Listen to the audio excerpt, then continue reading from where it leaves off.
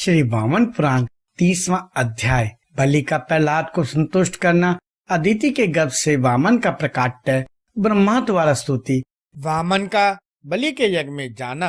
लोमहर्षण जी ने कहा, दैत्यराज बलि प्रहलाद की इस प्रकार कठोर एवं अप्रिय उक्ति को सुनकर उनके चरणों में बार बार सिर झुकाकर प्रणाम करते हुए मनाने लगे।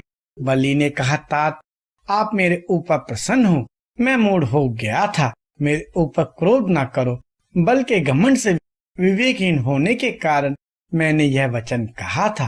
दैत्य श्रेष्ठ, मोह के कारण मेरी बुद्धि नष्ट हो गई थी। मैं अधम हूँ, मैंने सदाचार का पालन नहीं किया, जिससे मुझ पापाचारी को आपने जो शाप दिया वह बहुत ठीक किया। तात आप यथा मेरी उद्दंडता के कारण बहुत दुखी हैं, अतः मैं राज्य से च्युत और अपनी कीर्ति से रहित हो जाऊंगा। तात संसार में तीनों लोकों का राज्य, ऐश्वर्य अथवा अन्य किसी वस्तु का मिलना बहुत कठिन नहीं है, परंतु आप जैसे जो गुरुजन हैं वे संसार में दुर्लभ हैं। दैत्यों की रक्षा करने वाले तात आप प्रसन्न हो, क्रोध ना करें। आपका क्रोध मुझे जला रहा है, इसलिए मैं दिन रात आठों पहर संतप्त हो रहा हूँ। प्रहलाद बोले, वत्स, क्रोध के कारण हमें मोह उत्पन्न हो गया था और उसी ने मेरी विचार करने वाली बुद्धि भी नष्ट कर दी थी। इसी से मैंने तुम्हें श्राप दे दिया। महासुर, यदि मोहवश मेरा ज्ञान दूर नहीं हुआ होता तो मैं भगवान को सब जगह विद्यमान जानता हुआ भी तुम्हें शाप कैसे देता। असुर श्रेष्ठ, मैंने तुम्हें जो क्रोधवश शाप दिया है वह तो तुम्हारे लिए होगा, किंतु तुम दुखी मत हो, बल्कि आज से तुम उन देवों के भी ईश्वर भगवान अच्युत हरि की भक्ति करने वाले बन जाओ, भक्त हो जाओ, वे ही तुम्हारे रक्षक हो जाएंगे। वीर, मेरा शाप पाकर तुमने देवेश्वर भगवान का स्मरण किया है, अतः मैं तुमसे वही कहूंगा जिससे तुम कल्याण को प्राप्त करो।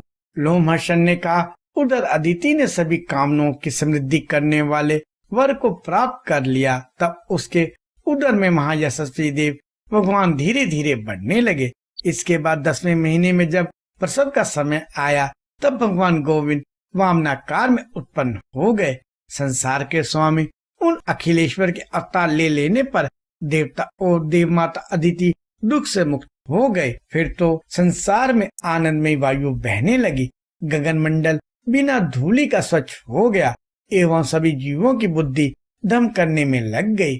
द्विजोत्तमों, उस समय मनुष्यों की देह में कोई घबराहट नहीं थी और तब समस्त प्राणियों की बुद्धि धम में लग गई। उनके उत्पन्न होते ही लोक पितामह ब्रह्मा ने उनकी तत्काल जातक आदि क्रिया संस्कार संपन्न करके उन प्रभु की स्तुति की। ब्रह्मा जी बोले, अधीश आपकी जय हो, अजय आपकी जय हो, विश्व के गुरु हरि आपकी जय हो, जन्म मृत्यु तथा जरा से अति अनंत आपकी जय हो, अच्युत आपकी जय हो, अजित आपकी जय हो, अशेष आपकी जय हो, अव्यक्त स्थिति वाले भगवान आपकी जय हो, परमार्थ के उत्तम अभिप्राय की मूर्ति में निमित्त ज्ञान और ज्ञेय के अर्थ के उत्पादक सर्वज्ञ आपकी जय हो, अशेष जगत के साक्षी जगत के कर्ता जगत गुरु आपकी जय हो, जगत चर एवं अजगत अचर के स्थिति पालक और प्रलय के स्वामी आपकी जय हो, अखिल आपकी जय हो, अशेष आपकी जय हो, सभी के हृदय में रहने वाले प्रभु समस्त ज्ञान की मूर्ति उत्तम आपकी जय हो, मुमुक्षुओं के द्वारा अनिर्देश्य नित्य प्रसन्न ईश्वर आपकी जय हो, हे मुक्ति की कामना करने वाले योगियों से सेवित दम आदि गुणों से भूषित परमेश्वर आपकी जय हो, हे अत्यंत सूक्ष्म स्वरूप वाले, हे दुर्जय कठिनता से समझ में आने वाले आपकी जय हो, हे स्थूल और जगत मूर्ति आपकी जय हो, हे सूक्ष्म से भी अत्यंत सूक्ष्म प्रभु आपकी जय हो, हे इंद्रियों से रहित तथा इंद्रियों से युक्त नाथ आपकी जय हो, हे अपनी माया से योग में स्थित रहने वाले स्वामी आपकी जय हो, शेष की शैया पर सोने वाले अविनाशी शेषशाही प्रभु आपकी जय हो, एक दांत के कोने पर पृथ्वी को उठाने वाले वहरा रूपधारी भगवान आपकी जय हो, हे देवताओं के शत्रु हिरण्यकशिपु के वक्षस्थल को विदीन करने वाले नरसिंह भगवान तथा विश्व की आत्मा एवं अपनी माया से वामन का रूप धारण करने वाले केशव, आपकी जय हो। हे अपनी माया से आवृत तथा संसार को धारण करने वाले परमेश्वर, आपकी जय हो। हे ध्यान से परे अनेक स्वरूप धारण करने वाले तथा एकविध प्रभु, आपकी जय हो। हरे, आपने प्रकृति के भांति भांति विकार बढ़ाए हैं, आपकी वृद्धि हो। जगत का यह धर्म मार्ग आप प्रभु में स्थित है। हे हरे, मैं शंकर, इंद्र आदि देव, सनकादि मुनि तथा योगीगण आपको जानने में असमर्थ हैं। हे जगत पते, आप इस संसार में माया रूपी वस्त्र से ढके हैं। हे सर्वेश, आपकी प्रसन्नता के बिना कौन ऐसा मनुष्य है जो आपको जान सके। प्रभु, जो मनुष्य आपकी आराधना करता है और आप उस पर प्रसन्न होते हैं, वही आपको जानता है, अन्य नहीं। हे ईश्वरों के भी ईश्वर, हे ईशान, हे विभो, हे भावन, हे विषात्मा, हे पृथुलोचन, इस विश्व के प्रभु, उत्पत्ति सृष्टि के कारण विष्णु, आपकी वृद्धि हो, जय हो। लोमहर्षण जी ने कहा, इस प्रकार जब वामन रूप में अवते भगवान की स्तुति संपन्न हुई, तब ऋषिकेश भगवान हंसकर अभिप्रायपूर्ण ऐश्वर्य युक्त वाणी में बोले, पूर्व काल में आपने इंद्र आदि देवों तथा कश्यप ने मेरी स्तुति की थी। मैंने भी आप लोगों से इंद्र के लिए त्रिभुवन को देने की प्रतिज्ञा की थी। इसके बाद अदिति ने मेरी स्तुति की, तो उससे भी मैंने प्रतिज्ञा की थी कि मैं बाधाओं से रहित तीनों लोगों को इंद्र को दूंगा। अतः मैं ऐसा करूंगा जिससे हजारों नेत्र वाले इंद्र संसार के स्वामी होंगे। मेरा यह कथन सत्य है।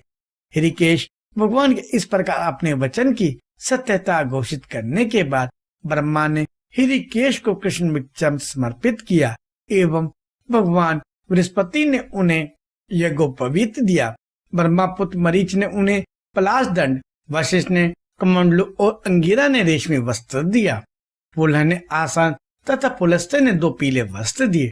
ओंकार के स्वर से अलंकृत वेद, सभी शास्त्र तथा सांख्य योग आदि दर्शनों की उक्तियां उनका उपस्थान करने लगी। समस्त देवताओं के मूर्ति रूप वामन भगवान जटा, दंड, छत्र एवं कमंडलू धारण करके बलि की यज्ञ भूमि में पधारे।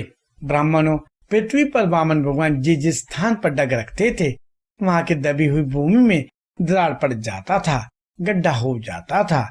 मधुर भाव से धीरे धीरे चलते हुए वामन भगवान ने समुद्रों, द्वीपों तथा पर्वतों युक्त सारी पृथ्वी को खपा दिया। बृहस्पति भी शनै शनै उन्हें सारे कल्याणकारी मार्ग को दिखाने लगे एवं स्वयं भी क्रीड़ापूर्ण मनोरंजन के लिए अत्यंत धीरे धीरे चलने लगे। उसके बाद महानागशेष रसातल से ऊपर आकर देव देव चक्रधारी भगवान की सहायता करने लगे। आज भी वह श्रेष्ठ सर्पों का बिल विख्यात है और उसके दर्शन मात्र से नागों से भय नहीं होता। इस प्रकार श्री वामन पुराण में 30वां अध्याय समाप्त हुआ।